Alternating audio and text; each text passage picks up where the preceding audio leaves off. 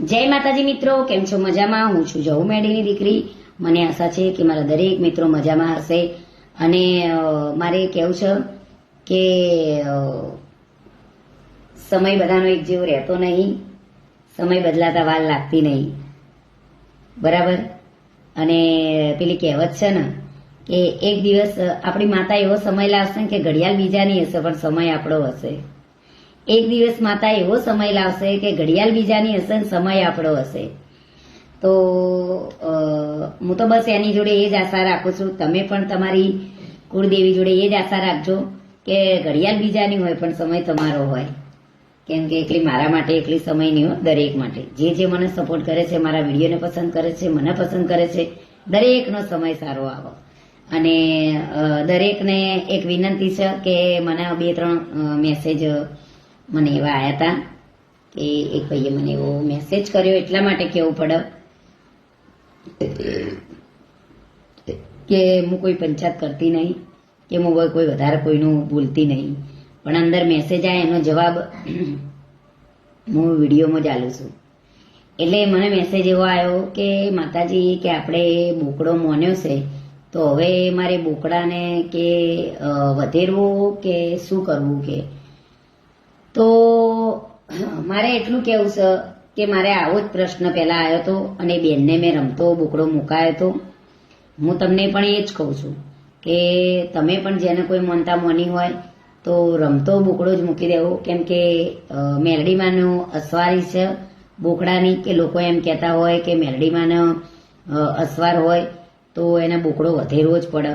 તો પછી બહુ સરસ કહેવાય. તો પછી ખોડિયાલમાંનો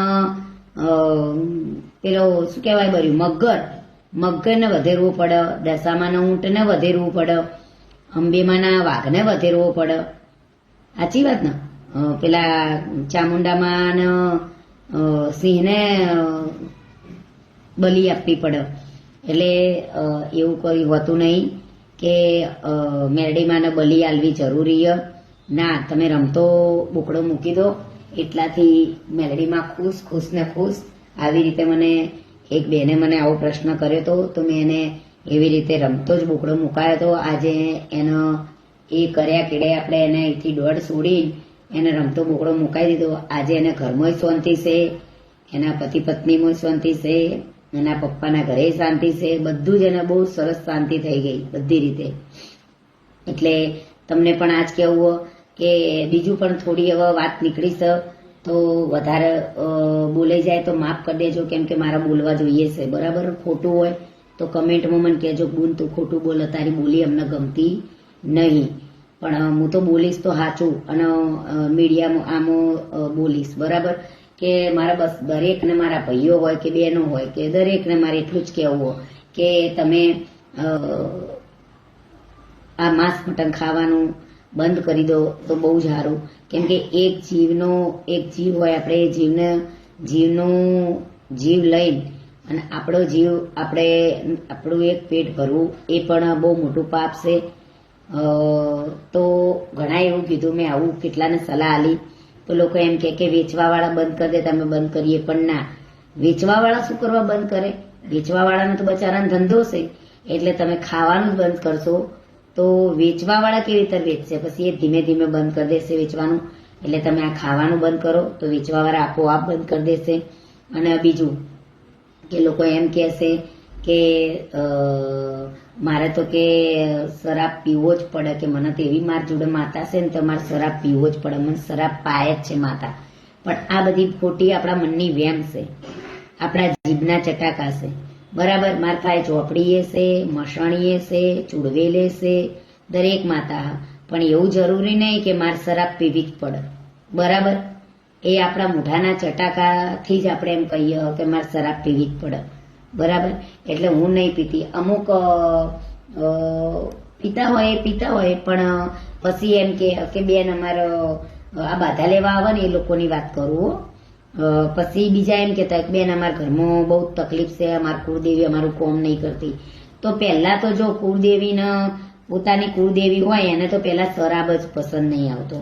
તમે શરાબ પીવો, ઘરમાં શરાબ પીને આવો એટલે પહેલા તો તમારી કુળદેવી જ નારાજ, બરાબર. આપણી પોતાની કુળદેવી નારાજ થઈ જાય. મારે તો બીજું કશું નહીં કહેવું કે જો તમારા ઘરમાં દુઃખ હોય તો હું તો અંધશ્રદ્ધા નહીં હો ભાઈ, શ્રદ્ધા જ. તમારા ઘરમાં દુઃખ હોય તો તમારા ખાડું લઈને તમારા કુળદેવીને કગરો, અને રવિવાર હોય તો રવિવારના દિવસે ખીર અને પૂરી કરીને તમારી કુળદેવીને જમાડો, પછી સુખડીની થાળી કરીને જમાડો. ચમ કુળદેવી નહીં મોનતી, ચમ તમારા કોમ થતા અટકેલા કોમ થતા નહીં. બરાબર? તો ભલે હું ભૂવો રહ્યો, બરાબર, પણ હું તમને એ જ કહું, તમારી કુળદેવી મોન નહીં કહેતા કે ઉમરાવાળી રાજી હોય ને તો તમારા ડુંગરાવાળી રાજી રાજી રાજી. એટલે તમારા અમુક કોમ ના થતા હોય, બરાબર, તો તમે અહીંયા આવો, મારા તો જ આવો. હું મારી જ વાત કરું, બીજા કોઈની વાત કરતી નહીં. તમે અમારા તો આવો. પછી તમે કહો અમને તો બહુ જ દુઃખ છે બેન, બહુ જ દુઃખ છે. અલ્યા બાપા, પણ તારી કુળદેવી તારાથી રાજી નહીં. તું દરરોજ હોજ પડે ને તું હોજે દારૂ પીને ઘેર જાય અને આ કુળદેવીને ગમતું ના હોય તો પછી કુળદેવી શું કરે? ફટકા તમને આલે. પછી ઘરમાં ના રૂપિયે કોઈ સુખી હોય તો શરીરે દુખી હોય, શરીરે રૂપિયે સુખી હોય તો છોકરે દુખી હોય, છોકરે શરીરે બધે સુખી હોય તો કુટુંબમાં દુખી હોય, અને બધી રીતે સુખી હોય તો માનસિક રીતે દુખી હોય. દુખી તો રહેવાના જ. અને આ જગતમાં કોઈ એમ કે ભાઈ અમે સુખી સુખી સુખી, તો પણ કોઈ ઘરમાં સુખી હોતા નહીં. દરેકના ઘેર કંઈક ને કંઈક દુઃખ હોય જ છે, બરાબર. પણ અત્યારે પબ્લિક એવી થઈ ગઈ ને, પોતાના ઘરનું દુઃખ નહીં સંભાળતી.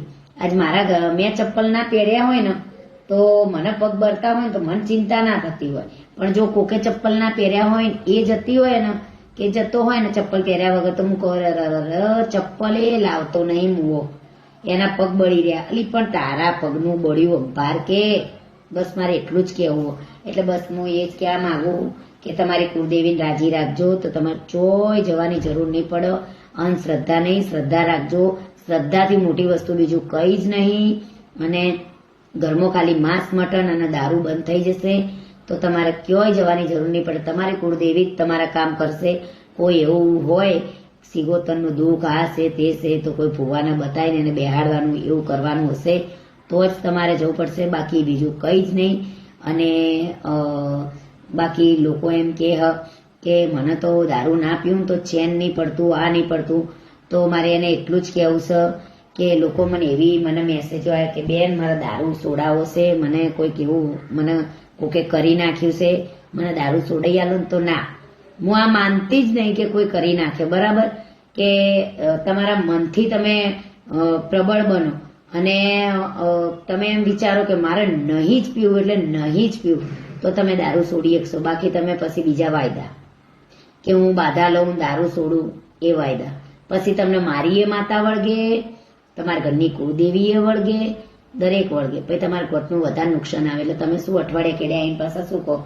અરે ભુવાજી મારે તો કોઈ ફરક પડ્યો નહીં, મારે તો લગારે ફરક નહીં પડ્યો. પણ ચોથી ફરક પડે. તમે અહીંથી બાધા લઈને જ્યાં હોવ, તમે માતા આગળ બંધાઈને જ્યાં હોવ કે હું દારૂ નહીં પીવું, પછી તમે સોને દારૂ પીવો, પછી તમને ચોથી ફરક પડે ના પડે તો બસ આ જ છે. તો તમે મહેરબાની કરીને જો દારૂ અને માંસ મટન બંધ કરો. જો તમારા ઘરમાં 99% તમારા ઘરમાં દુઃખ હશે ને દૂર થઈ જશે. અને બીજું કે આજે શનિવાર છે તો શનિવારે મારે એટલું જ કહેવું છે કે શનિવારે લોકો એમ કહેતા હોય કે કોઈ નહીં કહેતું કે આને શનિ નડતો લાગે છે, શનિ નડતો લાગે. દરેકના મોઢે આંભળ્યું હોય, બરાબર. એટલે શનિ કોઈને નડતો હોતો નહીં.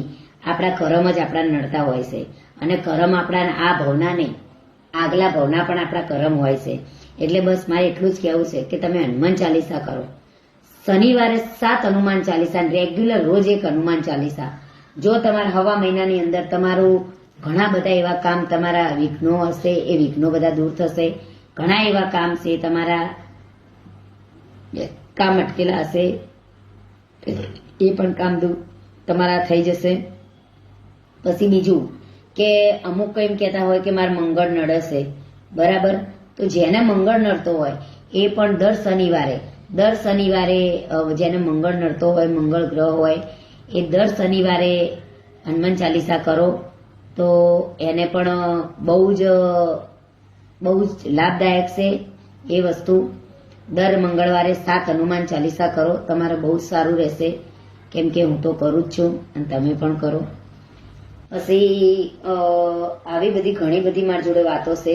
તમારે કંઈ પણ પૂછવું હોય તો મને કમેન્ટમાં પૂછજો, હું તમને જવાબ જરૂરથી આપીશ. અને દરેકને મને 2-3 દિવસથી મને કમેન્ટો ખૂબ આવે છે, મને ફોનો પણ આવે છે કે બેન તમે વિડીયો બહુ સારા બનાવો છો, તમારી વાતો બહુ સારી હોય. તો એમને દિલથી આભાર.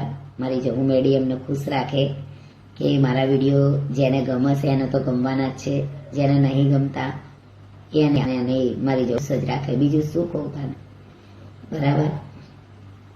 પણ આપણે આપણું કર્મ કરવાનું, આપણે કોઈનામાં કોઈ પડવાનું નહીં. અને આપણે જે કાર્ય કરતા હોય એ કાર્યમાં ધ્યાન આપવાનું અને બીજાની કોઈ પંચાયત કરવી નહીં. બસ આટલો નિયમ રાખજો મારા દરેક ભાઈઓ અને બહેનો. તો જીવનમાં ચોય તમારું કોમ અટકશે નહીં. ભલે હું બોલવાની કડવી છું, પણ હું કોઈ દર કોઈની પંચાયત નહીં કરતી. એટલે માતા મારું કોઈ કોમ અટકવા દેતી નહીં.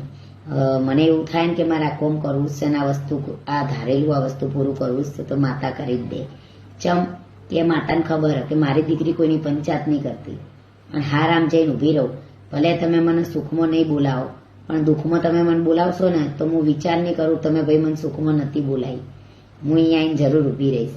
અને જેના ઘેર અડધી રાતે જઈને ઊભી રહીશું ને દુઃખમાં, એ લોકોને તો ખબર જ છે. મારો આ વિડીયો જોઈને એ લોકોને થશે કે હા નૈના બેન મારા ઘેર દોડીને આવ્યા હતા.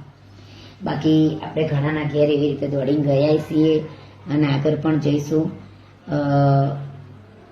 અને ઘણું બધું કહેવું છે, પણ નેક્સ્ટ વિડીયોમાં કહીશ. અને તમારે પણ કોઈ બી પ્રશ્ન હોય તો મને કમેન્ટમાં જરૂરથી કરજો. જો મારી વાત તમને સાચી લાગી હોય, સારી લાગી હોય તો પણ કમેન્ટ કરજો. અને મારી જો કોઈ વધારે બોલાઈ ગયું હોય તો તમને લોકો ના ગમ્યું હોય ને તો એ કમેન્ટ જરૂરથી કરજો. કેમ કે કમેન્ટ વાંચવા તો લોકો અત્યારે તડપી રહ્યા હોય છે, એટલે કમેન્ટ કરી જ દેવી, સારી પણ કરવી. અને તમને ના ગમતું હોય મારી બોલવામાં કંઈ ભૂલ થાય તો એ માટે પણ કમેન્ટ કરી દેવી. અને દરેકને બસ છેલ્લે જતે જતે એ કહેવું કે દરેક પોતપોતાની કુળદેવીને સાચવી રાખજો, ક્યાંય ભટકવું નહીં પડે. અંધશ્રદ્ધા નહીં, શ્રદ્ધા, ફક્ત શ્રદ્ધા રાખો, ક્યાંય દુનિયામાં ભટકવું નહીં પડે. બસ એટલું જ કહેવું છે. માતા બધી એક જ છે, કે માતા બધી એક જ છે. એટલે એવું કોઈ છે નહીં કે તારી અંબે જબરી ને તારી બહુચર જબરી ને તારી આ જબરી ને તારી આ જબરી. બધી માતા એક જ છે. એટલે પોતાની કુળદેવી ઉપર વિશ્વાસ રાખો. અને ખાલી બસ જો ખાલી તમે એક કામ કર્યું ને તો જીવનમાં કદી તમને અટકવા નહીં દે. ખાલી કોઈની બુરાઈ ના કરતા.